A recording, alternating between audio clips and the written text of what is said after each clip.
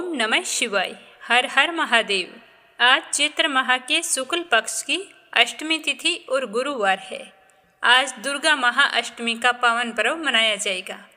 अष्टमी तिथि 25 मार्च को दोपहर 1:50 से शुरू हो गई थी और आज सुबह 11:48 तक रहने वाली है। तो उदय तिथि के अनुसार दुर्गा अष्टमी का व्रत और कन्या पूजन आज ही करना श्रेष्ठ माना गया है और आज ही माँ महागौरी की पूजा की जाएगी। कन्या पूजन का शुभ मुहूर्त रहने वाला है सुबह 6:20 से सुबह 7:52 तक। नवरात्रि की अष्टमी और नवमी तिथि को दुर्गा सप्तशती का पाठ करना बहुत ही शुभ माना जाता है।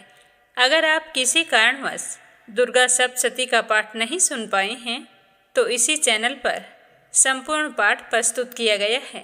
देवी माता के भक्त एक बार अवश्य सुने।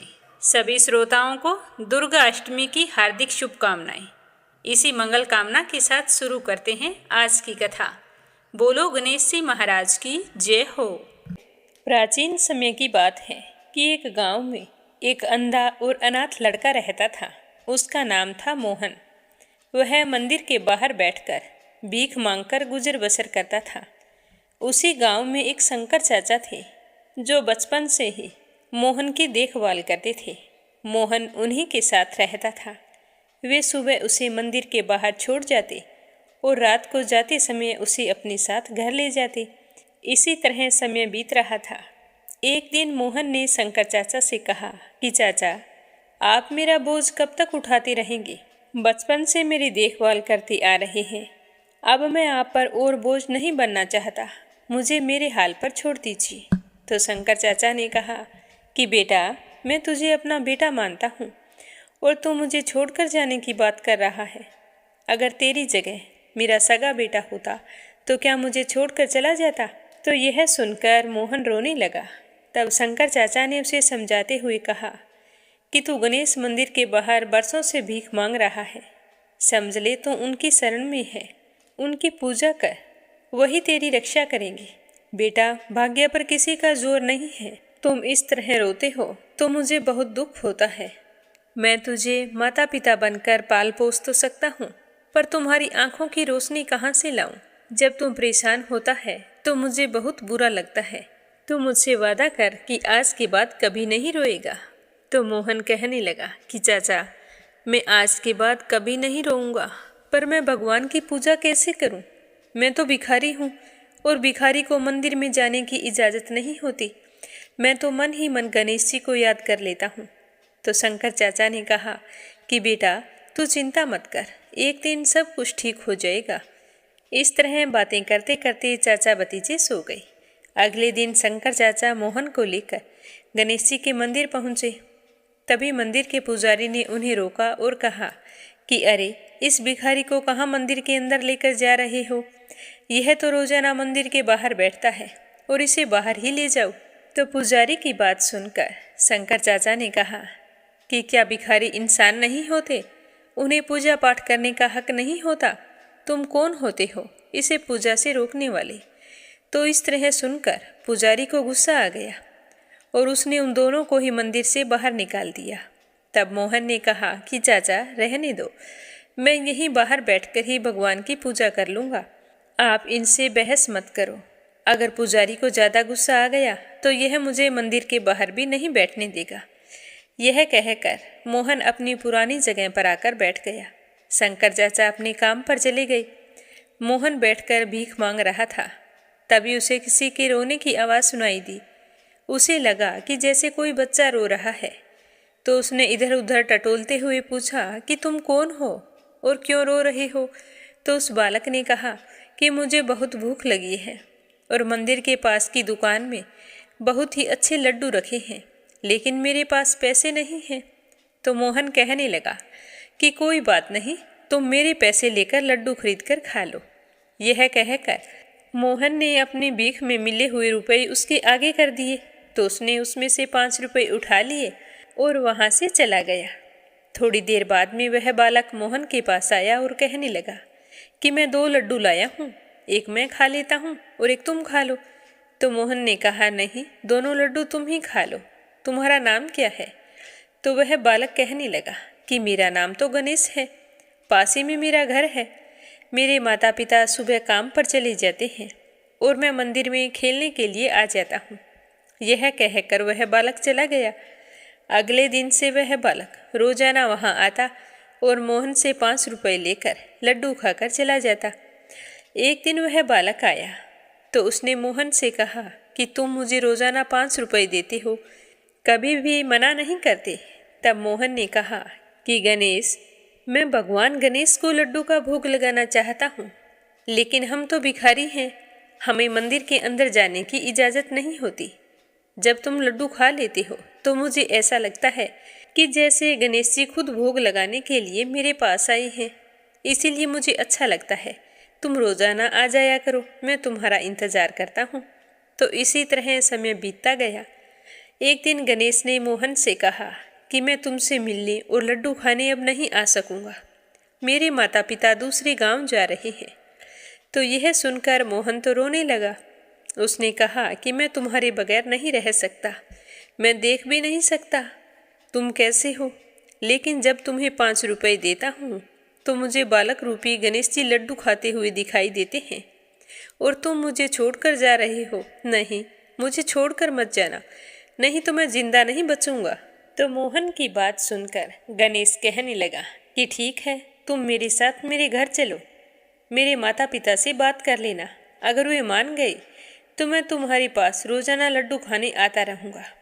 तो मोहन गणेश के साथ चल दिया। काफ़ी दूर चलने के बाद में उसने पूछा कि गणेश, मुझे ऐसा लग रहा है कि हम बहुत दूर आ गए हैं, तुम्हारा घर कहाँ है? तो गणेश ने कहा कि बस पहुँचने ही वाले हैं। थोड़ी दूर और चलने के बाद मोहन ने फिर पूछा, पर उसे कोई जवाब नहीं मिला। तो मोहन ने बार बार पुकारा कि गणेश, गणेश, तुम कहाँ हो? लेकिन सामने से कोई आवाज़ नहीं आई। तो मोहन घबरा गया और सोचने लगा कि गणेश ना जाने कहाँ चला गया, मुझे पता नहीं कहाँ लेकर आया है, मैं घर कैसे जाऊँगा, शंकर चाचा को कैसे पता होगा कि मैं यहाँ पर हूँ। इसी तरह घबराया हुआ जल्दी जल्दी चलने लगा तो उसका पैर किसी पत्थर से टकरा गया और वह गिर पड़ा और गिरते ही बेहोश हो गया। थोड़ी देर बाद वह होश में आया तो उसके सर में बहुत ही तेज दर्द हो रहा था। वह वहाँ से जैसे तैसे खड़ा हुआ और जैसे ही आंख खोली तो उसे सब कुछ दिखाई दे रहा था, तो हैरान हो गया। तभी उसे सामने गणेश जी खड़े हुए दिखाई दिए तो मोहन तो उनके पैरों में जाकर गिर पड़ा। तो गणेश जी ने उससे कहा कि मोहन, जिस दिन तुम्हें मंदिर में जाने से मना किया था, उसी दिन से मैं भोग लेने के लिए हर दिन तुम्हारे पास आता था। तुम इतने गरीब थे, फिर भी मुझे रोजाना लड्डू लाने के लिए रुपए देते थे, तो मैं तुम्हारी श्रद्धा भक्ति से बहुत ही प्रसन्न हूँ। आज से तुम गरीब नहीं रहोगे, तुम्हारा घर धन धान्य से भरा रहेगा और कोई भी तुम्हें मेरे दर्शन करने से रोक नहीं सकेगा। यह कहकर भगवान गणेश अंतर्ध्यान हो गए। मोहन के आंखों की रोशनी आ गई। वह अपने घर आया तो उसने देखा कि घर के एक कोने में सोने चांदी के रुपयों का ढेर लगा है और उधर शाम होने पर शंकर चाचा मोहन को लेने के लिए गणेश मंदिर गए, पर वह कहीं पर भी दिखाई नहीं दिया। तो वो बहुत ही परेशान हुए और इधर उधर ढूंढने लगे, सोचने लगे कि मोहन कहाँ गया। वह बड़ा परेशान रहता था, कहीं मुझे छोड़कर तो नहीं चला गया। तो ढूंढते ढूंढते आधी रात हो गई। आंखों में आंसू लिए मोहन को याद करते हुए शंकर चाचा घर आ गए। घर आए तो देखा कि सारा घर रोशनी से जगमगा रहा था। तो यह देखकर शंकर चाचा को बड़ी ही हैरानी हुई। तभी मोहन बाहर आया और शंकर चाचा को देखते ही उनसे लिपट गया और कहने लगा कि चाचा देखो, मुझे दिखाई देने लगा है, आपने सच कहा था कि भगवान मेरी रक्षा करेंगे। देखो, आज गणेश जी भगवान ने हमारी कितनी मदद की है, मेरी आंखें भी ठीक कर दी और हमें खूब सारा धन दिया है। आज के बाद से हम दोनों रोजाना गणेश मंदिर जाया करेंगे। अब से हमें मंदिर में जाने से कोई नहीं रोकेगा। तो अगले दिन से ही मोहन नए कपड़े पहनकर शंकर चाचा को साथ लेकर गणेश मंदिर जाने लगा। अब उसे अंदर जाने से कोई भी नहीं रोकता था। गणेश जी के इस चमत्कार को देखकर पुजारी को भी बड़ी ही हैरानी हुई। उसने मोहन से माफ़ी मांगी और कहा कि बेटा, मुझे माफ़ कर दो। मुझे नहीं पता था कि भगवान की पूजा करने के लिए धन नहीं, सच्ची श्रद्धा की ज़रूरत होती है। तो मोहन कहने लगा कि पुजारी जी, शायद तुम सही कह रहे हो, लेकिन मुझे पता था कि भगवान की पूजा करने के लिए धन की ज़रूरत होती है, क्योंकि आज मेरे पास धन है, तो आप भी मुझे पूजा करने से नहीं रोक रहे।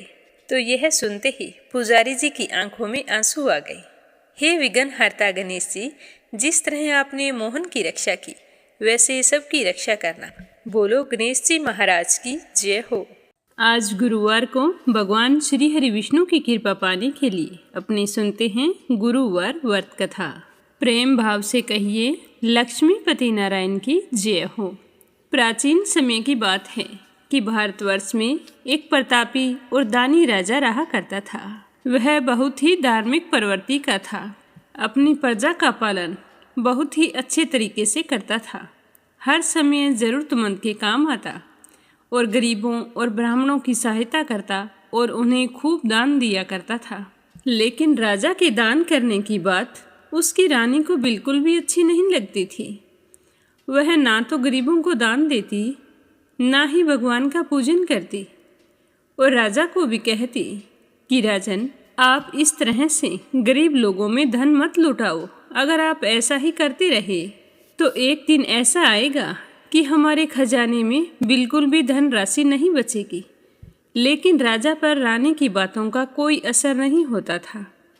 एक दिन राजा शिकार खेलने वन को गए हुए थे और रानी महल में अकेली थी। उसी समय बृहस्पति देव ने सोचा कि क्यों न आज रानी की परीक्षा ली जाए। यह सोचकर गुरु बृहस्पति ने एक साधु का भेष धारण करके राजा के महल में भिक्षा के लिए आ गए और आवाज़ें देने लगे। तो जैसे ही आवाज़ सुनकर रानी बाहर आई तो साधु बाबा ने कहा कि बेटा भिक्षा दो। तो रानी कहने लगी कि नहीं साधु महाराज, मैं भिक्षा नहीं दे सकती। तो साधु बाबा कहने लगे कि क्यों बेटी, क्या बात है? तो रानी कहने लगी कि हे साधु महाराज, मैं तो इस दान पुण्य से तंग आ गई हूँ। मेरे पति सारा धन लुटाते रहते हैं। मेरी तो इच्छा है कि इससे अच्छा तो ये हो कि हमारा सारा धन नष्ट हो जाए। फिर देखती हूँ कि राजा इस तरह दान कैसे करेंगे, क्योंकि इस धन को तो एक ना एक दिन ऐसे ही नष्ट होना है। क्योंकि राजा रात दिन गरीब लोगों में धन को लुटाते रहते हैं। तो रानी की बात सुनकर साधु बाबा ने कहा कि हे देवी, तुम तो बड़ी विचित्र हो। धन संतान तो सभी चाहते हैं, पुत्र और लक्ष्मी तो पापी के घर भी होने चाहिए। यदि तुम्हारे पास अधिक धन है तो भूखों को भोजन दो, प्यासों के लिए प्याऊ बनवाओ, मुसाफिरों के लिए धर्मशालाएं खुलवाओ। जो निर्धन लोग हैं, अपनी कुंवारी कन्याओं का विवाह नहीं करवा सकते हैं, उनका विवाह करवा दो। ये तो बड़ी सौभाग्य की बात है कि तुम्हारे पास बहुत अधिक धन है। बेटी, दान देने से कभी भी धन नष्ट नहीं होता है, वह तो 4 गुना हो जाता है। इसीलिए तुम अपने धन को अच्छे कामों में लगाओ। ऐसा करने से तुम्हारा यश लोक और परलोक में फैलेगा। परंतु रानी पर साधु बाबा की बात का कोई भी असर नहीं पड़ा। वो कहने लगी कि हे साधु बाबा, आप मुझे कुछ ना समझाएं। मैं ऐसा धन नहीं चाहती हूँ जो हर जगह बांटती फिरूं। तो रानी की बात सुनकर साधु बाबा बड़े ही दुखी हुए और फिर कहने लगे कि बेटी, तुम्हारी अगर यही इच्छा है तो ऐसा ही होगा। मैं तुम्हें कुछ उपाय बताता हूँ जिनके करने से बहुत ही जल्द तुम्हारा सारा धन नष्ट हो जाएगा। तुम गुरुवार के दिन घर को गोबर से लीपना, फिर सिर धोकर स्नान करना, भट्टी चढ़ाकर कपड़े धोना। ऐसा करने से सारा धन नष्ट हो जाएगा। इतना कहकर साधु महाराज वहाँ से अंतर्ध्यान हो गए। यह सुनकर रानी बहुत ही खुश हुई। अब जैसे ही गुरुवार का दिन आया तो जो उपाय साधु बाबा ने बताए थे उन सभी का पालन किया और ऐसा करने से केवल 3 गुरुवार बीते थे कि उनकी सारी धन संपत्ति नष्ट हो गई।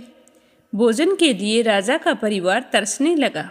अब तो ऐसे दिन आ गए थे कि उन्हें एक अन्न का दाना भी नसीब नहीं हो रहा था। तो एक दिन राजा ने रानी से कहा कि रानी, तुम यहीं पर रहो, मैं दूसरे देश को जाता हूँ, क्योंकि यहाँ पर मुझे सारे लोग जानते हैं, इसीलिए मैं कोई छोटा कार्य तो कर नहीं सकता। मैं थोड़ा बहुत धन कमा कर लाऊंगा, जिससे हमारा गुजर बसर अच्छे से हो जाएगा। ऐसा कहकर राजा परदेश चले गए और वहाँ जाकर जंगल से लकड़ी काट कर लाते और शहर में बेच देते। तो इस तरह अपना जीवन यापन करने लगे। लेकिन लकड़ियाँ बेचने से राजा को ज़्यादा कुछ नहीं मिलता था, खुद का गुजारा बड़ी मुश्किल से होता था। और उधर पीछे राजा के जाते ही रानी और दासी बहुत ही दुखी रहने लगी। एक बार की बात है कि रानी और दासी को 7 दिन तक बिना भोजन के रहना पड़ा। दोनों भूख से व्याकुल हो उठी। तो रानी ने दासी से कहा कि दासी, पास ही के नगर में मेरी बहन रहती है, वो बड़ी धनवान है, तो उसके पास जा और भोजन की सामग्री ले आना। उससे कहना कि आपकी बहन ने कहा है, ताकि हमारा कुछ दिन तक अच्छे से गुजर बसर हो जाए, वरना भूख के मारे मेरे तो प्राण निकल जाएंगे। तो दासी रानी के कहे अनुसार उनकी बहन के पास गई। उस दिन गुरुवार का दिन था और रानी की बहन उस समय गुरुवार की व्रत कथा सुन रही थी। दासी ने रानी के पास जाकर कहा कि हे रानी जी, आपकी बहन ने मुझे आपके पास भेजा है। लेकिन रानी ने सामने से कोई जवाब नहीं दिया। जब दासी को रानी की बहन से कोई उत्तर नहीं मिला तो वह बहुत ही दुखी हुई और भाग्य को कोसती हुई वापिस अपनी रानी के पास आ गई और आकर रानी को सारी बात बता दी कि आपकी बहन ने मेरी बात का कोई भी जवाब नहीं दिया है। तो दासी की बात सुनकर रानी कहने लगी कि जब अपने ही ग्रह खोटे हों तो क्यों कोई हमारी सहायता करेगा। और रानी की आंखें पानी से भर आई। और उधर रानी की बहन पूजा समाप्त करके उठी तो सोचने लगी कि मेरी बहन की दासी पता नहीं क्यों आई थी। मेरे नाम बोलने से वो अवश्य दुखी हुई होगी, मुझे जाना चाहिए। तो वह कथा और पूजन समाप्त करके जल्दी से अपनी बहन के घर आई और कहने लगी कि हे बहन, मेरा तो गुरुवार का व्रत था और मैं व्रत कथा सुन रही थी। जब तक कथा सुनते हैं तब तक ना तो बीच में उठते हैं और ना ही बोलते हैं, इसीलिए मैं चुपचाप बैठी थी। अब बताओ कि तुम्हारी दासी मेरे यहाँ क्यों गई थी। तो रानी कहने लगी कि बहन, मैं तुमसे क्या छिपाऊं, देखो मेरे घर में खाने तक को अनाज नहीं है। हमारी आर्थिक स्थिति इतनी खराब हो गई है कि राजा को देश छोड़कर जाना पड़ा। पता नहीं वो कहाँ है, किस हाल में है। यह कहते कहते रानी की आंखें पानी से भर आई। उसने दासी समेत पिछले 7 दिनों तक भूखे रहने की बात भी अपनी बहन को विस्तार से बता दी। तो रानी की बहन कहने लगी कि देखो बहन, भगवान गुरुदेव सबकी मनोकामना पूर्ण करते हैं। देखो, शायद तुम्हारे घर में अनाज रखा हो। तो पहले तो रानी को विश्वास नहीं हुआ, पर बहन के बार बार आग्रह करने पर रानी ने अपनी दासी को अंदर भेजा। तो दासी ने अंदर जाकर देखा तो सचमुच एक अनाज से भरा हुआ घड़ा मिल गया। तो वह बहुत ही खुश हुई और बाहर आकर रानी से कहने लगी कि रानी साहिबा, देखो, अनाज से भरा हुआ घड़ा है, हमें तो इतने दिन तक दिखाई ही नहीं दिया। ये तो भगवान की ही कृपा है। तो यह सुनकर रानी बहुत ही खुश हुई। तो दासी कहने लगी कि हे रानी, अगर आपको बुरा ना लगे तो मैं एक बात कहूँ। हमें जब भोजन नहीं मिला था तो हम 7 दिन तक भूखे रहे थे। तो मेरा तो कहना यही है कि आप अपनी बहन से गुरुवार के व्रत की विधि और कथा पूछ लो, ताकि हम भी व्रत कर सकें। और व्रत करने से गुरु बृहस्पति देव हम पर प्रसन्न हो जाए तो हमारे भी दिन बदल जाएंगे। तो दासी की बात सुनकर रानी ने अपनी बहन से पूजा की सारी विधि पूछी। तो उसकी बहन ने बताया कि गुरुवार के दिन चने की दाल और मुनक्का से भगवान विष्णु का केले की जड़ में पूजन करें तथा घी का दीपक जलाएं, व्रत कथा सुने और पीला ही भोजन करें और इस दिन नमक ना खाएं। इससे गुरु बृहस्पति देव बहुत ही प्रसन्न होते हैं। इस तरह व्रत और पूजन की सारी विधि बताकर रानी की बहन अपने घर चली गई। 7 दिन के बाद जब गुरुवार का दिन आया, रानी और दासी दोनों ने व्रत रखा। गुड़साल में जाकर चना और गुड़ ले आई। फिर उससे केले की जड़ में भगवान श्री हरि विष्णु की पूजा की और अपने मंगल जीवन की कामना करते हुए रानी ने अपने से हुई भूल चूक के लिए क्षमा मांगी। पूजा पाठ करने से दोनों को बहुत ही खुशी हुई, लेकिन फिर दोनों सोचने लगी कि पीला भोजन कहाँ से आएगा। यह सोच सोचकर दोनों बड़ी ही दुखी हो रही थी। उन्होंने पूरे श्रद्धा भाव से व्रत रखा था, तो गुरु बृहस्पति देव उनसे बहुत ही प्रसन्न थे। तो उन्होंने एक साधारण व्यक्ति का रूप धारण किया और 2 थालों में सुंदर पीला भोजन लाकर दासी को पकड़ाकर चले गए। भोजन देखकर दासी बहुत ही खुश हुई। फिर थाल लेकर अंदर आई और रानी से कहने लगी कि देखो रानी, भगवान ने हमारे लिए पीला भोजन भेजा है। तो रानी और दासी दोनों प्रेम पूर्वक भोजन करने लगी। उसके बाद से वे सभी गुरुवार को व्रत और पूजन करती। तो गुरु भगवान की कृपा से उनके पास फिर से धन संपत्ति आ गई, परंतु रानी फिर से पहले की तरह आलस्य करने लगी। तो एक दिन दासी रानी को समझाने लगी कि हे रानी, पहले भी तुम्हारे पास धन था तो तुम इसी तरह आलस्य करती थी। दान करने में, धन रखने में बहुत कष्ट होता था। तुम्हारी ही गलती की वजह से हमारा सारा धन नष्ट हो गया और हम दाने दाने के मोहताज हो गए। और अब हमें विष्णु भगवान की कृपा से धन मिला है, तो तुम फिर से आलस्य करने लगी हो।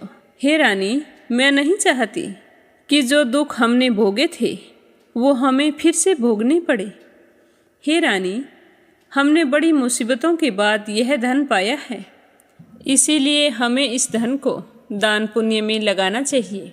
भूखे मनुष्यों को भोजन करवाओ, धन को शुभ कार्यों में खर्च करो, जिससे तुम्हारे कुल का यश बढ़ेगा, स्वर्ग की प्राप्ति होगी और तुम्हारे पितर प्रसन्न होंगे। तो दासी की बात सुनकर रानी ने अपने धन को शुभ कार्यों में खर्च करना शुरू कर दिया, जिससे पूरे नगर में उसका यश फैलने लगा, जिससे रानी को बहुत ही खुशी होती थी। अब रानी में आलस्य बिल्कुल भी नहीं रहा।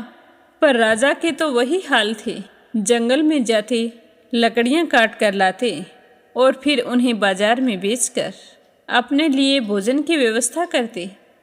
तो एक दिन राजा बहुत ही दुखी हो गए और एक पेड़ के नीचे आसन जमाकर बैठ गए, अपने पुराने दिनों को याद करके। और आज की हालत देखकर राजा व्याकुल हो गए और दुखी होकर राजा रोने लगे।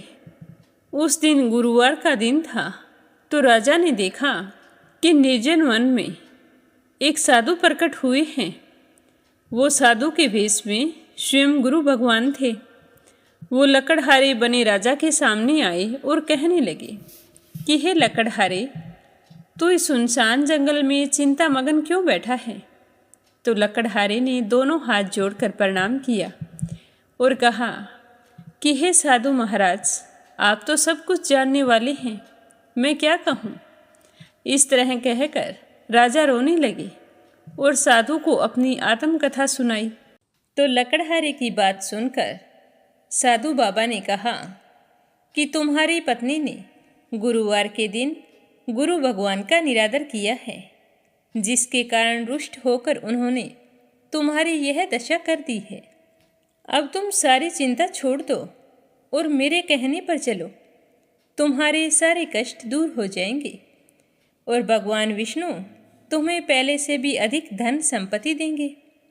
तुम ऐसा करना कि गुरुवार के दिन कथा करना, व्रत रखना, 2 पैसे के चने मुनक्के लाकर उसका प्रसाद तैयार करना और 1 लोटा शुद्ध जल से भरकर उसमें शक्कर मिलाकर अमृत तैयार करना। कथा सुनने के पश्चात अपने सारे परिवार वाले और कथा सुनने वाले प्रेमियों में अमृत व प्रसाद बांटकर स्वयं भी उस प्रसाद को ग्रहण करना। अगर तुम ऐसा करोगे तो भगवान तुम्हारी सारी मनोकामनाएं पूर्ण कर देंगे। तो साधु के ऐसे वचन सुनकर लकड़हारा कहने लगा कि हे प्रभु, मुझे लकड़ी बेचकर इतना धन नहीं मिलता है कि मैं भोजन कर लेने के पश्चात भी कुछ बचा सकूं। मैंने रात्रि में अपनी पत्नी को व्याकुल देखा है। मेरे पास ऐसा कुछ नहीं है जिससे मैं उसकी खबर मंगा सकूं। तो लकड़हारे की बात सुनकर साधु बाबा कहते हैं कि तुम किसी बात की चिंता मत करो। गुरुवार के दिन तुम रोजाना की तरह लकड़ियां लेकर जब शहर को जाओगे तो तुमको रोजाना से दुगना धन प्राप्त होगा, जिससे तुम भली भांति भोजन कर लोगे और बृहस्पति देव की पूजा का सामान भी आ जाएगा। इतना कहकर साधु बाबा अंतर्ध्यान हो गए। धीरे धीरे दिन बीतते गए। फिर वही गुरुवार का दिन आया। लकड़हारा जंगल से लकड़ी काटकर जब शहर में बेचने के लिए गया तो उस दिन उसे और दिन से अधिक पैसा मिला, जिसे पाकर वह बहुत ही खुश हुआ और भगवान का धन्यवाद करने लगा। फिर लकड़हारे बने राजा ने चना और गुड़ आदि लाकर गुरुवार का व्रत किया तो उसी दिन से उसके सभी कलेश दूर हो गए। परंतु जब दोबारा गुरुवार का दिन आया तो राजा व्रत रखना भूल गया और इससे गुरु बृहस्पति देव नाराज हो गए। उस दिन उस नगर के राजा ने विशाल यज्ञ का आयोजन किया था तथा शहर में यह घोषणा करवाई थी कि कोई भी मनुष्य अपने घर में भोजन नहीं बनाएगा और ना ही आग जलाएगा। अगर किसी ने भी मेरी आज्ञा का पालन नहीं किया तो उसे फांसी की सज़ा दी जाएगी। तो इस तरह की घोषणा सारे नगर में करवा दी गई। राजा की आज्ञा के अनुसार सारे लोग राजा के यहाँ जाकर भोजन करने लगे, लेकिन लकड़हारा कुछ देर से पहुँचा, इसीलिए राजा उसे अपने साथ घर लेकर आ गए और घर पर एक कमरे में बैठाकर भोजन करवा रहे थे। तो उसी समय रानी की दृष्टि उस खूंटी पर पड़ी जिस पर उसका नौलखा हार टंगा हुआ था। तो वो हार वहाँ पर दिखाई नहीं दिया। तो रानी ने सोचा कि जरूर इसी मनुष्य ने मेरा हार चुराया है। तो रानी ने उसी समय सिपाहियों को बुलाकर उसे कैद खाने में डलवा दिया। लकड़हारा बेचारा बहुत ही दुखी हुआ कि जो गुनाह मैंने किया ही नहीं उसकी सज़ा मुझे भुगतनी पड़ रही है। ना जाने मैंने पूर्व जन्म में कौन से बुरे कर्म किए थे जिसकी वजह से मुझे आज इतने दुख उठाने पड़ रहे हैं। तो इसी तरह दुखी होता हुआ वह लकड़हारा उसी साधु बाबा को याद करने लगा जो जंगल में मिला था। तो सच्चे मन से याद करते ही गुरु बृहस्पति देव साधु के रूप में वहाँ पर प्रकट हो गए और लकड़हारे की दशा को देखकर कहने लगे कि अरे मूर्ख, तूने गुरुदेव की कथा नहीं की और ना ही व्रत किया है, इसी कारण तुझे ये दुख प्राप्त हुआ है। लेकिन अब तुम्हें चिंता करने की कोई आवश्यकता नहीं है। अब की बार गुरुवार का दिन आएगा तो तुम्हें कारागार के दरवाजे पर 4 पैसे पड़े मिलेंगे। तो उनसे बृहस्पति देव की पूजा करना और व्रत रखना, ते सारे कष्ट दूर हो जाएंगे। ऐसा कहकर साधु बाबा अंतर्ध्यान हो गए और लकड़हारा गुरुवार का इंतजार करने लगा। जैसे ही गुरुवार का दिन आया तो लकड़हारे ने कारागार के दरवाजे की तरफ देखा तो वहाँ पर 4 पैसे पड़े थे। देखकर वह बहुत ही खुश हुआ और उन्हें उठाकर बृहस्पति देव की पूजा करने लगा। और पूजा समाप्त होने पर उसने बड़े ही विनम्र भाव से भगवान से कहा कि हे भगवान, मैं तो अनजान और अज्ञानी हूँ। मैं व्रत और पूजा पाठ के बारे में कुछ भी नहीं जानता हूँ। अगर मुझसे कुछ भूल चूक हो गई हो तो मुझे क्षमा करना। हे भगवान, मेरे दुख दूर करो। मैं अपने घर जाना चाहता हूँ। तो गुरुदेव उसकी पूजा से बहुत ही प्रसन्न हुए और उसी रात नगर के राजा को स्वप्न में जाकर कहा कि हे राजन, तुमने जिस आदमी को कारागार में बंद किया है वह निर्दोष है। और वह एक राजा है। तुम सुबह होते ही उसे छोड़ देना। तुम्हारी रानी का हार उसी खूंटी पर टंगा हुआ है। अगर तुम ऐसा नहीं करोगी तो मैं तुम्हारा धन और राज्य सब कुछ नष्ट कर दूंगा।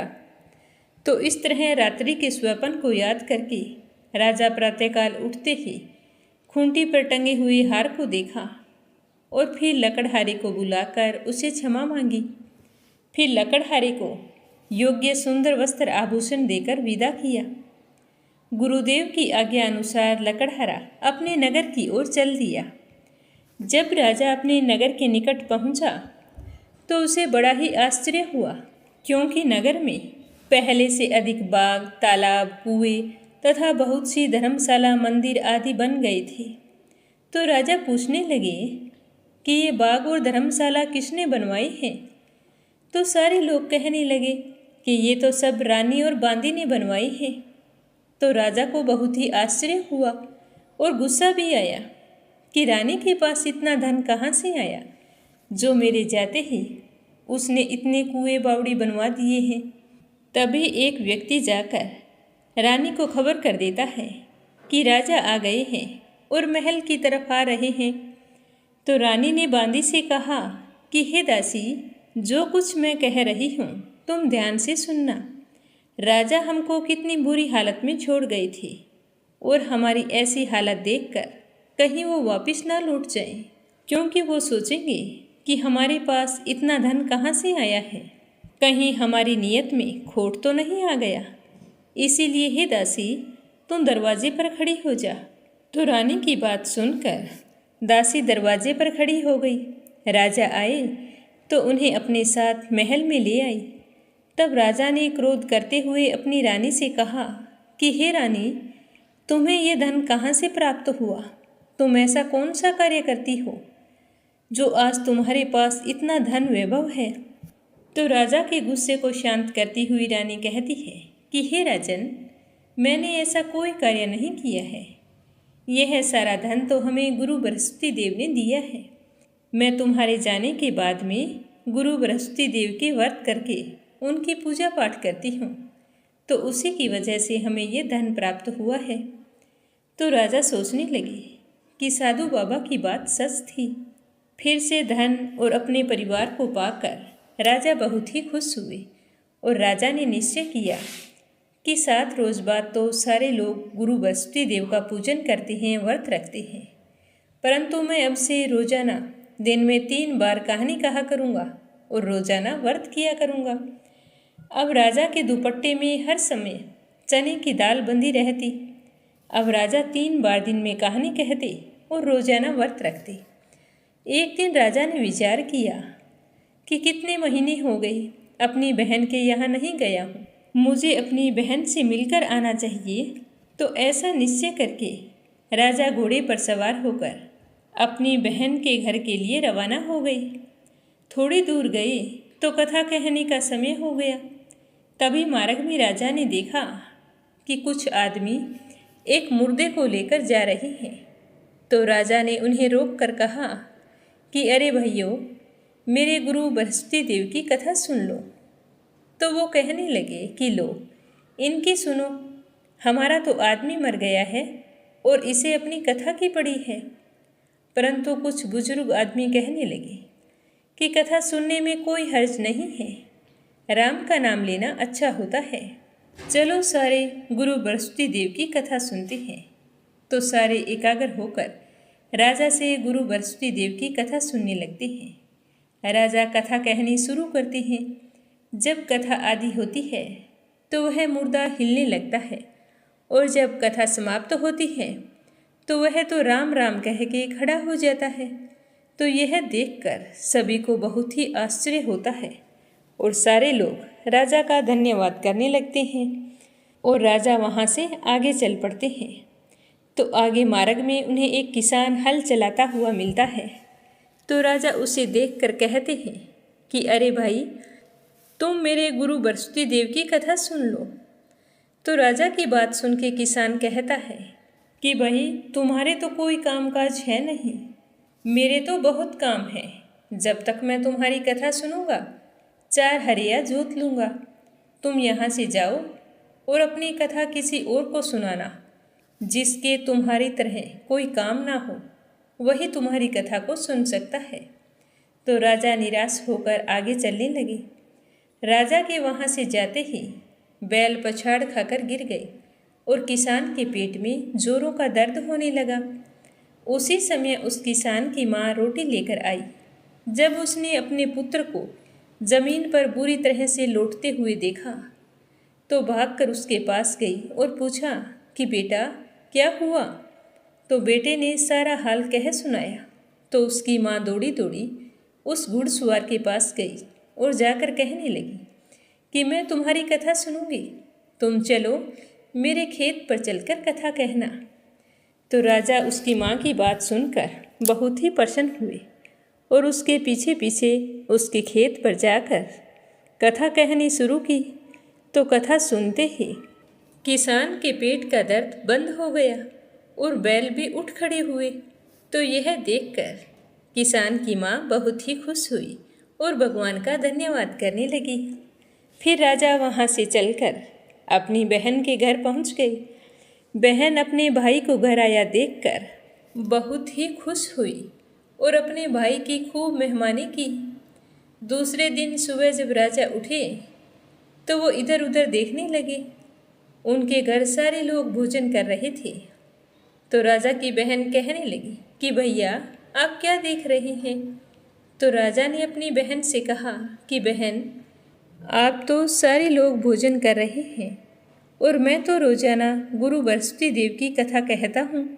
अब यहाँ पर कोई भूखा मनुष्य मिलेगा जो मेरे गुरु बृहस्पति देव की कथा सुन ले। तो बहन कहने लगी कि भैया हमारा तो ऐसा देश है कि उठकर सारे लोग पहले भोजन करते हैं और बाद में कोई अन्य काम करते हैं। अगर कोई पड़ोस में है तो मैं देख आती हूँ। ऐसा कहकर वो देखने के लिए चली गई, परंतु उसे ऐसा कोई व्यक्ति नहीं मिला जिसने भोजन ना किया हो। अतः वह एक कुम्हार के घर गई जिनका लड़का बीमार था।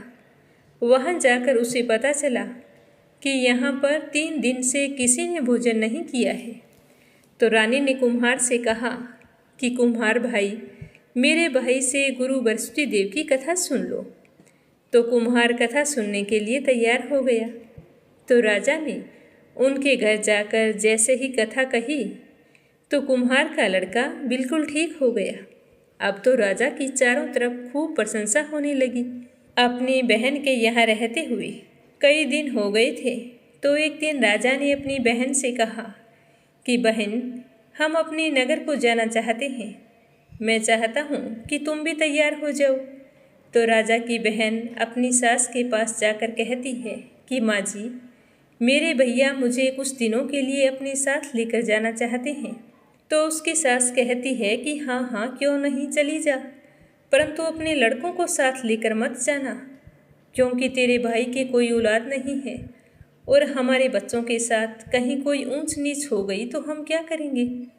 तो वह अपने भाई के पास आकर कहती है कि भैया मैं तो चलूँगी, पर मेरा कोई भी बालक हमारे साथ नहीं जाएगा।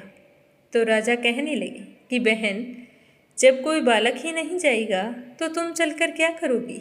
और राजा मन ही मन बड़े ही दुखी हुए।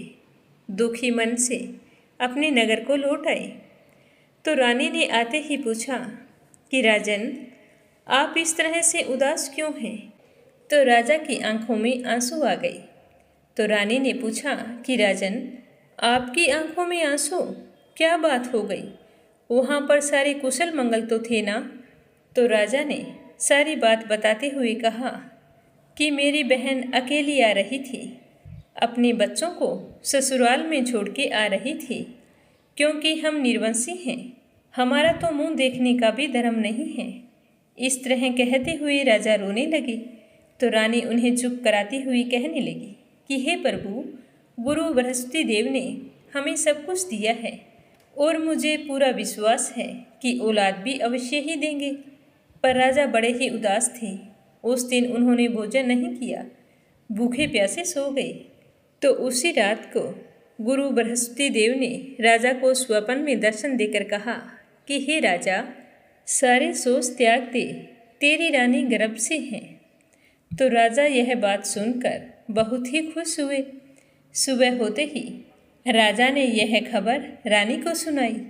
तो राजा और रानी दोनों बहुत ही खुश हुए और अपनी संतान का बड़ी ही बेसब्री से इंतजार करने लगे। 9 महीने पूरे होने पर रानी ने बहुत ही सुंदर पुत्र को जन्म दिया। राजा पुत्र जन्म से बहुत ही खुश थे। फिर रानी के पास आकर कहते हैं कि हे रानी, स्त्री भोजन के बिना रह सकती है, परंतु कहे बिना नहीं रह सकती। फिर भी मैं आपसे कुछ कहना चाहता हूँ।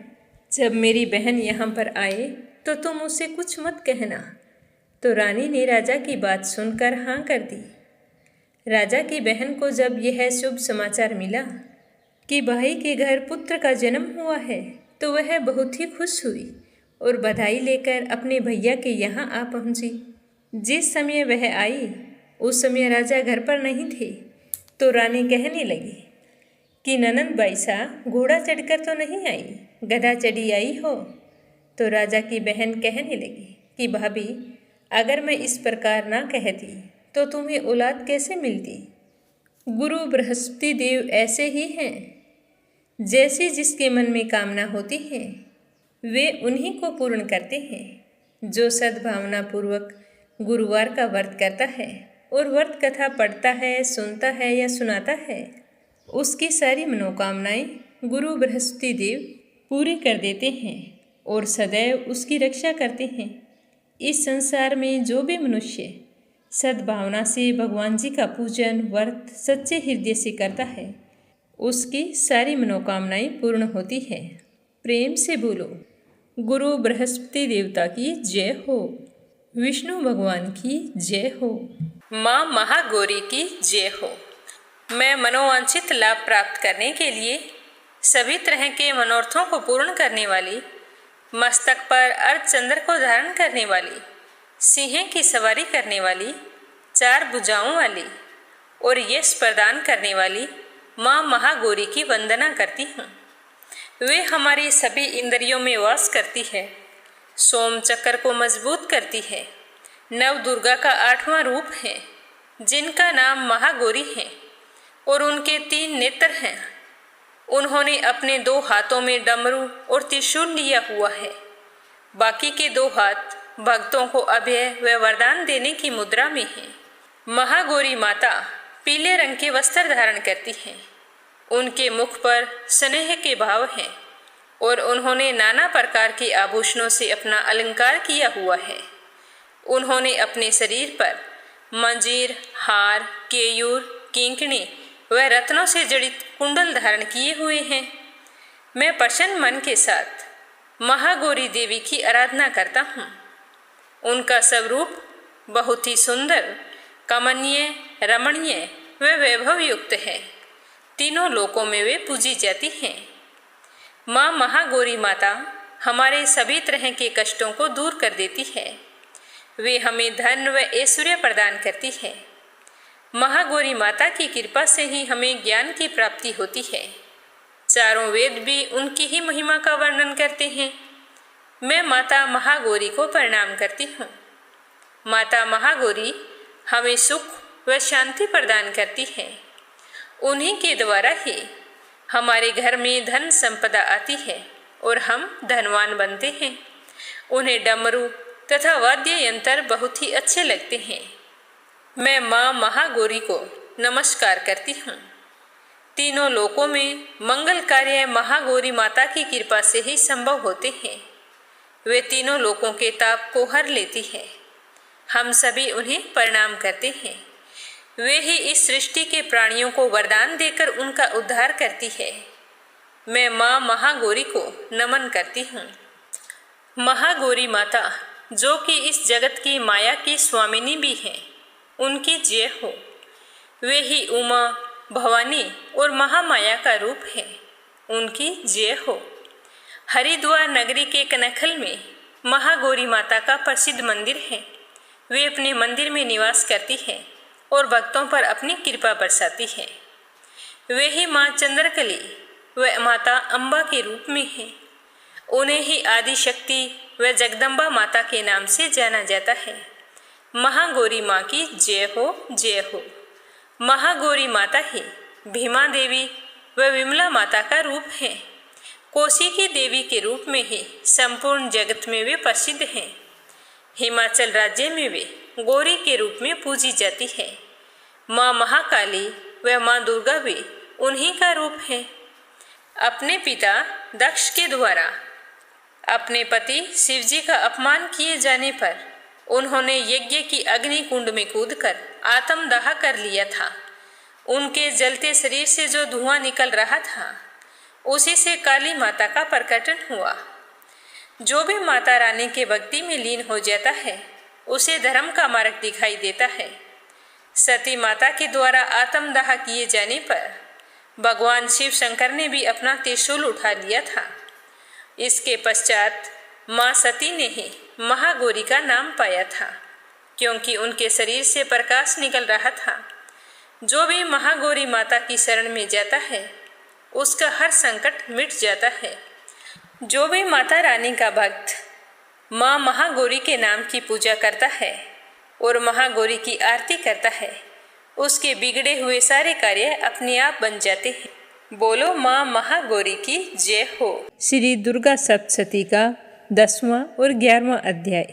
10वां अध्याय गुमशुदा की तलाश, हर प्रकार की कामना एवं पुत्र आदि सुख के लिए सुना जाता है। और 11वें अध्याय का पाठ व्यापार में लाभ व सुख संपत्ति की प्राप्ति के लिए किया जाता है। तो श्रद्धा भाव से सुनते रहिए। बोलो दुर्गा माता की जय हो। आप भी कमेंट बॉक्स में दुर्गा माता का जयकारा जरूर लगाएं। 10वें अध्याय में शुंभ के वध के बारे में बताया गया है।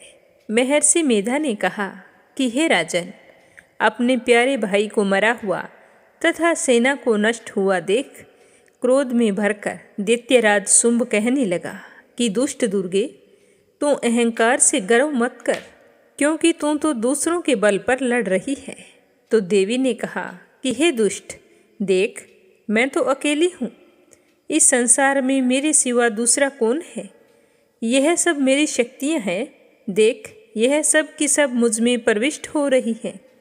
इसके पश्चात ब्राह्मणी आदि देवियाँ उसके शरीर में समा गई और देवी अकेली रह गई। तब देवी ने कहा, मैं अपनी ऐश्वर्य शक्ति से अनेक रूपों में यहाँ उपस्थित हुई थी। उन सब रूपों को मैंने समेट लिया है। अब मैं अकेली यहाँ पर खड़ी हूँ, तुम भी यहीं पर ठहरो।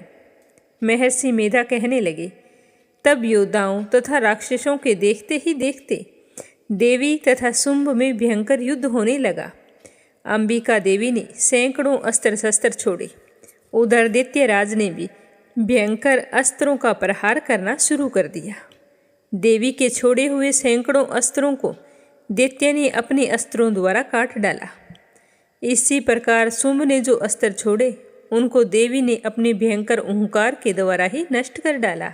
दैत्य ने जब सैकड़ों बाण छोड़कर देवी को ढक दिया तो क्रोध में भरकर देवी ने अपने बाणों से उसका धनुष नष्ट कर डाला। धनुष कट जाने पर दैत्येंद्र ने शक्ति चलाई, लेकिन देवी ने उसे भी काट कर फेंक दिया।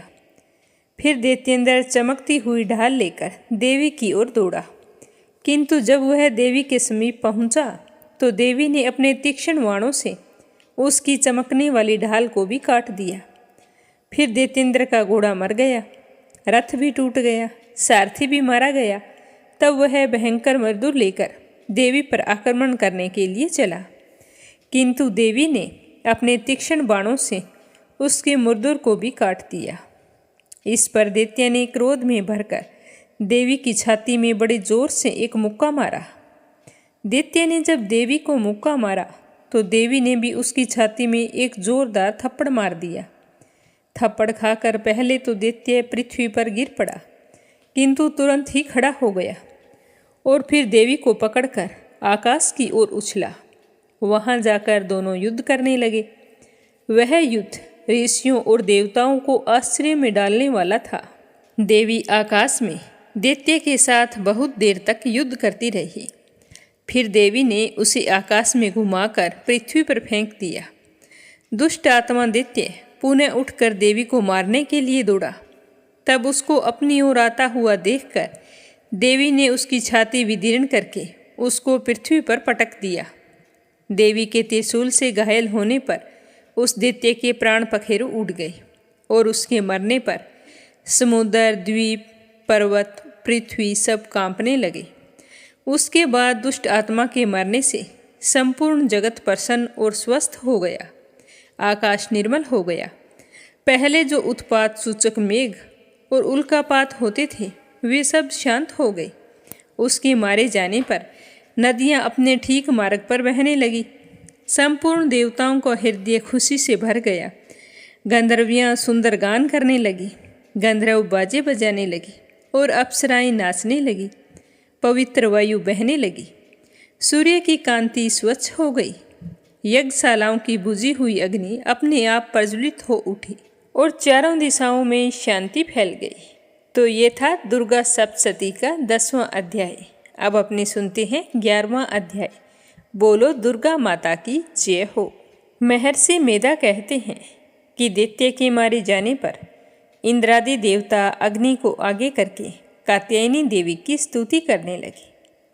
उस समय अभीष्ट की प्राप्ति के कारण उनके मुख खिले हुए थे। देवताओं ने कहा कि हे शरणागतों के दुख दूर करने वाली देवी, तुम प्रसन्न हो जाओ। हे संपूर्ण जगत की माता, तुम प्रसन्न होवो। विंध्येश्वरी, तुम विश्व की रक्षा करो, क्योंकि तुम इस चर और अचर की ईश्वरी हो। हे देवी, संपूर्ण जगत की आधार रूप हो, क्योंकि तुम पृथ्वी रूप में स्थित हो और अत्यंत पराक्रम वाली देवी हो। तुम विष्णु की शक्ति हो और विश्व की बीज परम माया हो, और तुमने ही इस संपूर्ण जगत को मोहित कर रखा है। तुम्हारे प्रसन्न होने से यह पृथ्वी मोक्ष को प्राप्त होती है। हे देवी, संपूर्ण विद्याएं तुम्हारे ही भिन्न भिन्न स्वरूप हैं। इस जगत में जितनी भी स्त्रियां हैं वह सब तुम्हारी ही मूर्तियां हैं। एकमात्र तुमने ही इस जगत को व्याप्त कर रखा है। तुम्हारी स्तुति किस प्रकार हो सकती है, क्योंकि तुम परम बुद्धि रूप हो और संपूर्ण प्राणी रूप स्वर्ग और मुक्ति देने वाली हो। अतः इस रूप में तुम्हारी स्तुति की गई है। तुम्हारी स्तुति के लिए इससे बढ़कर और क्या युक्ति हो सकती है। संपूर्ण जनों के हृदय में बुद्धि रूप होकर निवास करने वाली, स्वर्ग तथा मोक्ष प्रदान करने वाली हे नारायणी देवी, तुमको नमस्कार है। कला काष्ठा आदि रूप से अवस्थाओं को परिवर्तन की ओर ले जाने वाली तथा प्राणियों का अंत करने वाली नारायणी, तुमको नमस्कार है। हे नारायणी, संपूर्ण मंगलों के मंगल रूप वाली, हे शिवे, हे संपूर्ण प्रयोजनों को सिद्ध करने वाली, हे शरणागत वत्सला, 3 नेत्रों वाली गौरी, तुमको नमस्कार है। सृष्टि, स्थिति तथा संहारव की शक्ति भूता सनातनी देवी, गुणों का आधार तथा सर्व सुखमय नारायणी, तुमको नमस्कार है। हे शरण में आए हुए शरणागतों, दीन दुखियों की रक्षा में तत्पर, संपूर्ण पीड़ाओं को हरने वाली हे नारायणी, तुमको नमस्कार है।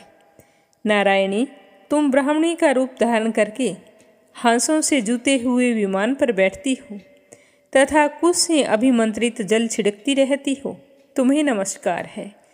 महेश्वरी रूप से त्रिशूल, चंद्रमा और सर्पों को धारण करने वाली हे महावृषभ वाहन वाली नारायणी, तुम्हें नमस्कार है। मोरों तथा मुकुटों से घिरी रहने वाली महाशक्ति को धारण करने वाली हे कौमारी रूप धारिणी निष्पाप नारायणी, तुम्हें नमस्कार है। हे शंख, चक्र, गदा, फर, सारंग, धनुष रूप आयुधों को धारण करने वाली वैष्णवी शक्ति रूपा नारायणी, तुमको नमस्कार है। तुम हम पर प्रसन्न हो जाओ, तुम्हें नमस्कार है। हे दांतों पर पृथ्वी धारण करने वाली वराह रूपिणी कल्याणमयी नारायणी, तुम्हें नमस्कार है। हे उग्र नरसिंह रूप से दैत्यों को मारने वाली, त्रिभुवन की रक्षा में संलग्न रहने वाली नारायणी, तुम्हें नमस्कार है। हे मस्तक पर किरीट और हाथ में महावज्र धारण करने वाली, सहस्त्र नेत्रों के कारण उज्ज्वल वृत्रासुर के प्राण हरने वाली ऐन्द्री शक्ति, हे नारायणी, तुम्हें नमस्कार है। हे शिवदूती स्वरूप से दैत्यों के महामद को नष्ट करने वाली, हे घोर रूप वाली, हे महाशब्द वाली, हे नारायणी, तुम्हें नमस्कार है। दाढ़ों के कारण विकराल मुख वाली, मुंडमाला से विभूषित मुंडमर्दिनी चामुंडा रूपा नारायणी तुम्हें नमस्कार है। हे लक्ष्मी, लज्जा, महाविद्या, श्रद्धा, पुष्टि, स्वदा, ध्रुवा, महारात्रि तथा महाविद्या रूपा नारायणी तुम्हें नमस्कार है। हे मेधा, सरस्वती, सर्वोत्कृष्ट ऐश्वर्य रूपिणी, पार्वती, महाकाली, नियंता तथा ईश्वर रूपी नारायणी तुम्हें नमस्कार है। हे सर्वस्वरूप सर्वेश्वरी, सर्वशक्ति युक्त देवी, हमारी भय से रक्षा करो, तुम्हें नमस्कार है। हे कात्यायनी, तीनों नेत्रों से भूषित यह तेरा सौम्य मुख सब तरह के डरों से हमारी रक्षा करे, तुम्हें नमस्कार है। हे भद्रकाली, ज्वालाओं के समान भयंकर, अति उग्र एवं संपूर्ण असुरों को नष्ट करने वाला तुम्हारा त्रिशूल हमें भय से बचाए, तुम्हें नमस्कार है। हे देवी, जो अपने शब्द से इस जगत को पूरित करके दैत्यों के तेज को नष्ट करता है, वह आपका घंटा इस प्रकार से हमारी रक्षा करे जैसे माता अपने पुत्रों की रक्षा करती है। हे चंडी के, असुरों के रक्त और चर्बी से चर्चित जो आपकी तलवार है, वह हमारा मंगल करे, हम तुमको नमस्कार करते हैं। हे देवी, जब तुम प्रसन्न होती हो तो संपूर्ण रोगों को नष्ट कर देती हो, और जब तुम रुष्ट हो जाती हो तो संपूर्ण वांछित कामनाओं को नष्ट कर देती हो। और जो मनुष्य तुम्हारी शरण में जाते हैं उन पर कभी भी विपत्ति नहीं आती, बल्कि तुम्हारी शरण में गए हुए मनुष्य दूसरों को आश्रय देने योग्य हो जाते हैं। अनेक रूपों से बहुत प्रकार की मूर्तियों को धारण करके इन धर्मद्रोही असुरों का तुमने संहार किया है, वह तुम्हारे सिवा कौन कर सकता था। 14 विद्याएं, 6 शास्त्र और 4 वेद तुम्हारे ही प्रकाश से प्रकाशित है, उनमें तुम्हारा ही वर्णन है। और जहाँ राक्षस, विषैले सर्प, शत्रुगण हैं, वहाँ और समुद्र के बीच में भी तुम साथ रहकर इस विश्व की रक्षा करती हो। हे विश्वेश्वरी, तुम विश्व का पालन करने वाली विश्व रूपा हो, इसीलिए संपूर्ण जगत को धारण करती हो। इसीलिए ब्रह्मा, विष्णु, महेश की भी वंदनीय हो। जो भक्तिपूर्वक तुमको नमस्कार करते हैं वह विश्व को आश्रय देने वाले बन जाते हैं। हे देवी, तुम प्रसन्न हो जाओ और असुरों को मारकर जिस प्रकार हमारी रक्षा की, वैसे ही आप हमारी शत्रुओं से रक्षा करती रहना। संपूर्ण जगत के पाप नष्ट कर दो और पापों तथा उनके फलस्वरूप होने वाली महामारी आदि बड़े बड़े उपद्रवों को शीघ्र ही दूर कर दो। विश्व की पीड़ा को हरने वाली देवी, शरण में पड़े हुओं पर प्रसन्न हो जाओ। त्रिलोक निवासियों की पूजनीय परमेश्वरी, हम लोगों को वरदान दो। तो देवी ने कहा कि हे देवताओं, मैं तुमको वर देने के लिए तैयार हूँ। आपकी जैसी इच्छा हो वैसा वर मांग लो, मैं तुमको जरूर दूंगी। तो देवताओं ने कहा कि हे सर्वेश्वरी, त्रिलोकी के निवासियों की समस्त पीड़ाओं को तुम इसी प्रकार हरती रहो और हमारे शत्रुओं को इसी प्रकार नष्ट करती रहो। तो देवी ने कहा कि वेव संवत मवंतर की 28वें युग में 2 और महाअसुर शुंभ और निशुंभ उत्पन्न होंगे। उस समय मैं नंद गोप के घर से यशोदा के गर्भ से उत्पन्न होकर विंध्याचल पर्वत पर शुंभ और निशुंभ का संहार करूंगी। फिर अत्यंत भयंकर रूप से पृथ्वी पर अवतीर्ण होकर मैं वे प्रीचिति नामक दानवों का नाश करूंगी। उन महाअसुरों को भक्षण करते समय मेरे दांत अनार पुष्प के समान लाल होंगे। इसके पश्चात स्वर्ग में देवता और पृथ्वी पर मनुष्य मेरी स्तुति करते हुए मुझे रक्तदंतिका कहेंगे।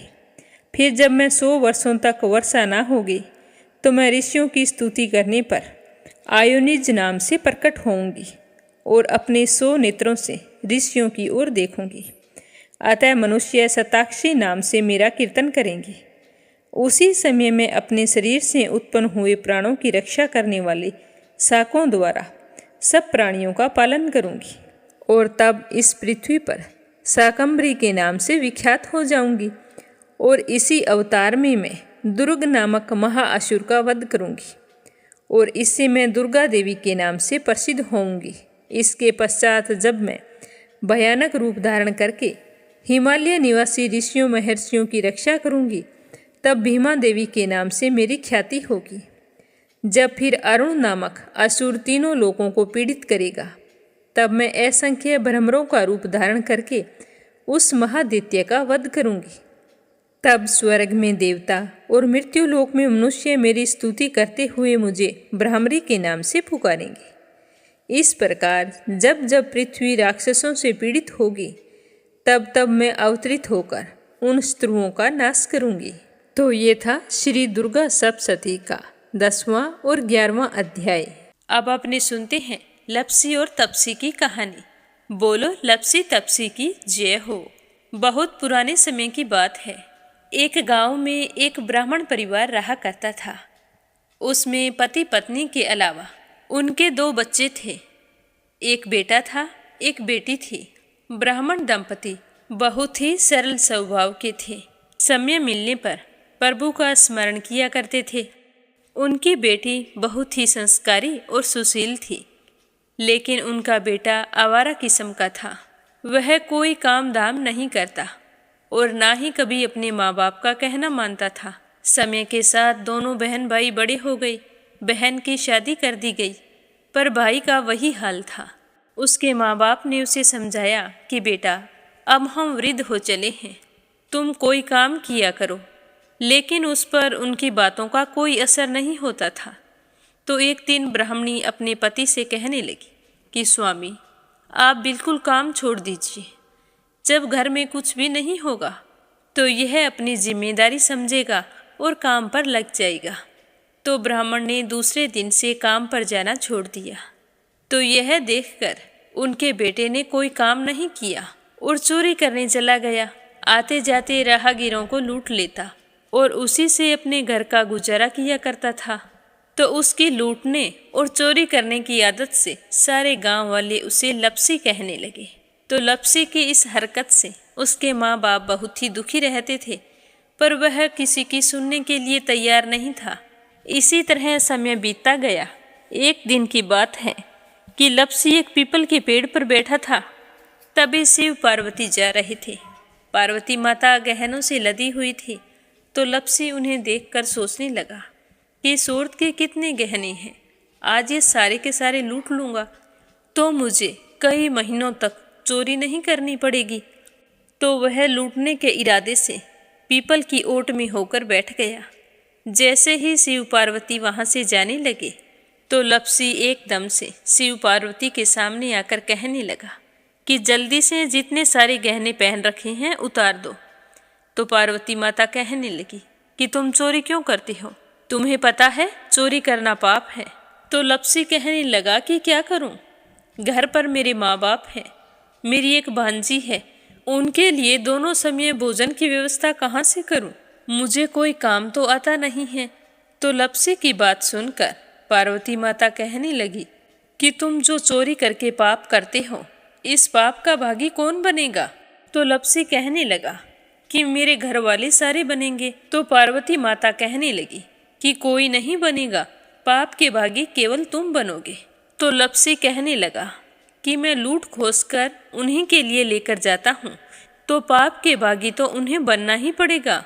तो लप्सी की बात सुनकर पार्वती माता ने हंसकर कहा कि हम यहीं पर बैठे हैं और तुम अपने घर जाओ, अपने घर वालों से पूछो कि कोई तुम्हारे पाप का भागी बनेगा क्या।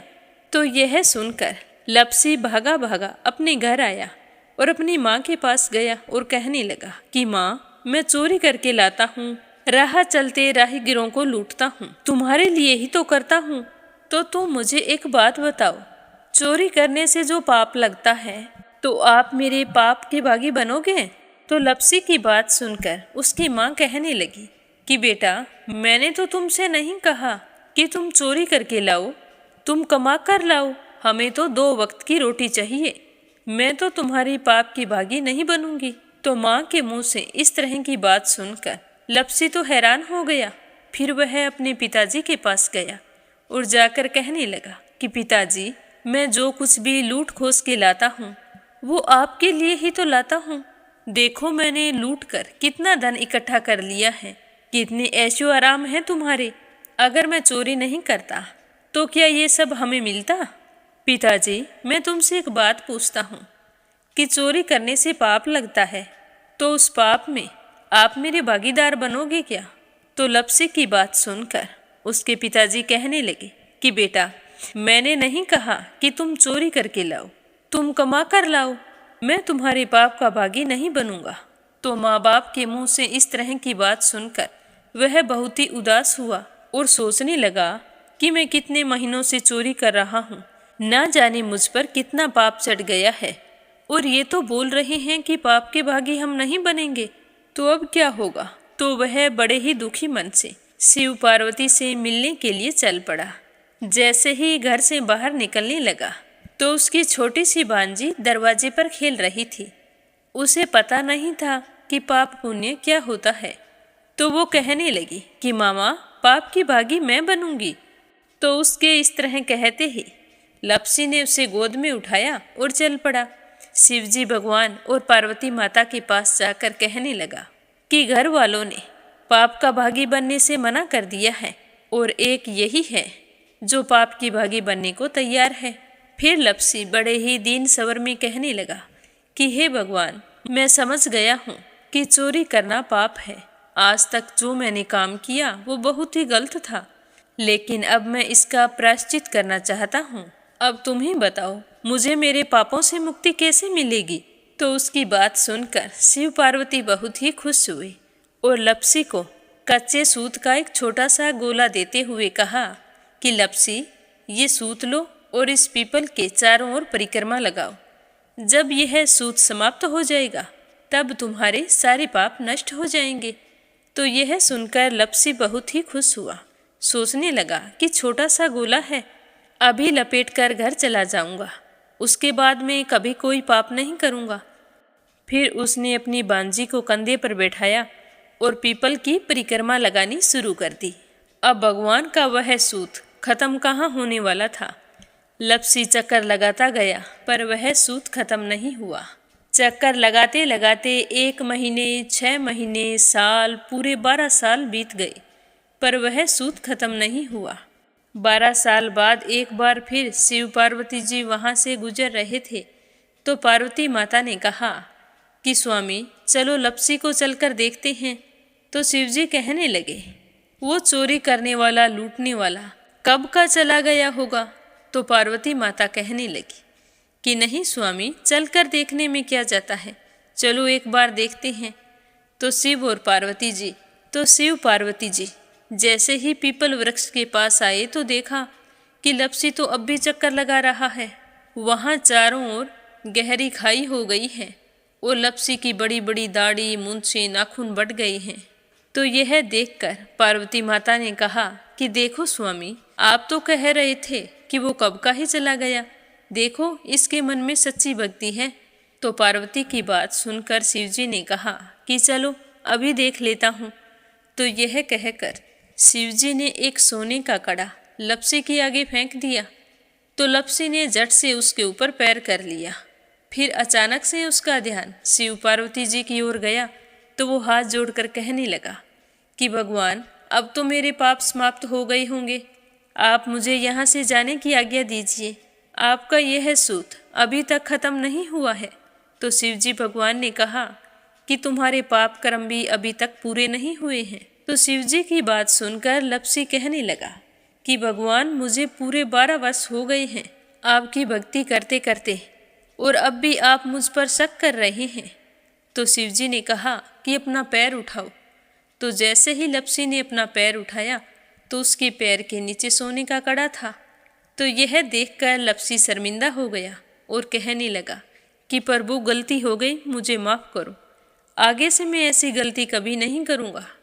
तो शिवजी कहने लगे कि नहीं लप्सी, तुम्हारा पाप ऐसे पूरा नहीं हो सकता, अब तुम्हें 12 वर्ष तक और इसी तरह परिक्रमा करनी होगी, उसी के बाद तुम्हारे पाप समाप्त होंगे। यह कहकर शिव पार्वती वहाँ से चले गए और वह फिर से पीपल के पेड़ की परिक्रमा करता रहा। करते करते 12 साल बीत गए। 12 साल बाद में शिव पार्वती जी वहाँ पर आए तो उन्होंने देखा कि आज भी वो वहीं पर चक्कर लगा रहा है। तो शिवजी ने फिर उसके सामने सोने की अंगूठी फेंकी, पर उसने कोई ध्यान नहीं दिया। तो शिवजी भगवान प्रसन्न होकर कहने लगे कि हे लप्सी, आज से तुम मेरी तपस्या करके तपसी बन गए हो। मैं तुम्हें वरदान देता हूँ कि तुम अपने जीवन में सारे सुखों को प्राप्त करेगा। और तूने 24 बरस तक मेरी भक्ति की है, इसका फल भी तुझे अवश्य मिलेगा। जो भी औरत गाय और कुत्ते की रोटी नहीं बनाएगी, उसका पुण्य फल तुम्हें मिलेगा। आंगन लीप कर दहलीज नहीं लीपेगी, तो उसका पुण्य फल भी तुझे ही मिलेगा। अगर हमारे घर की बहन बेटी को हम सूट, तीवल या साड़ी भेंट स्वरूप देते हैं, तो साथ में मोली का धागा और कुछ रुपये नहीं देंगे, तो उसका पुण्य फल भी तुम्हें ही मिलेगा। अगर कोई दिए से दिया जलाएगा, तो उसका पुण्य फल भी तुम्हें ही मिलेगा। अगर व्रत और पूजा पाठ में सारी कहानी सुन ले और तुम्हारी कहानी ना सुने, तो उसका पुण्य फल भी तुम्हें ही मिलेगा। कहा जाता है कि तभी से सुबह पहली रोटी गाय की और सुबह की अंतिम रोटी छोटी बनाई जाती है, और शाम को अंतिम रोटी बड़ी बनाई जाती है जो कुत्ते की होती है। और दिए से दिया भी नहीं जलाया जाता।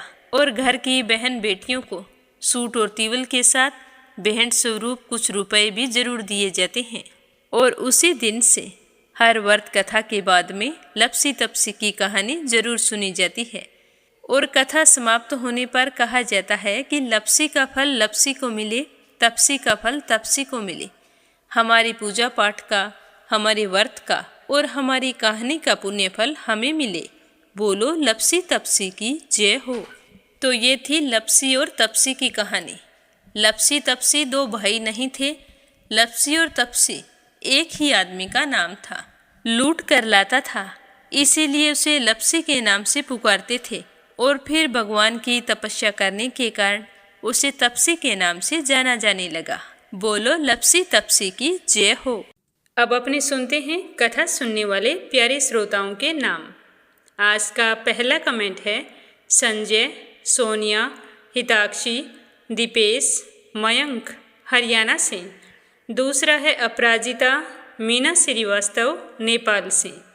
और तीसरा है श्रीमती यशोदा, अंजलि, बबली, विक्की ओडिशा से। परमेश्वरी रघुवीर सिंह हैं दिल्ली से। आशा शर्मा, विष्णु, ज्योति, अंशु भीलवाड़ा से।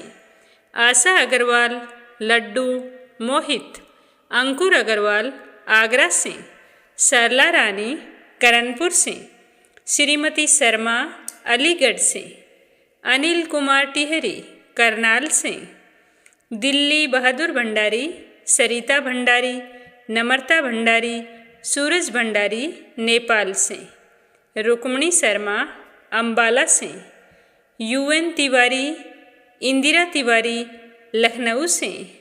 लक्ष्मी, सुमित्रा, शिवराज हीरो, सोवा शर्मा पोखरा से। सीमा जोशी, रवि कुमार जोशी दिल्ली से। कमला गुरुग्राम से। बीनू मेहरा दिल्ली से। मंजुला कपूर पंजाब से। श्यामवती, सुषमा, विष्णु, कार्तिक, पूर्वी, रुपेश, गौरी, शिवम, निष्ठा हरियाणा से। श्रीचंद यादव गया बिहार से। श्वेता, रितेश, स्वीटी, रितु, प्रिंस, यूवी, लक्ष्मी, गुरुचरण साहू उड़ीसा से। सुनीता रानी मेरठ से। कोमल निर्मल मुंबई मीरा रोड से। गीता गोस्वामी, सुनीता गोस्वामी, पीहू गोस्वामी मेरठ से। सुनीता पवार, कृषु पवार मध्य प्रदेश से। निर्मला सिसोदिया दिल्ली से।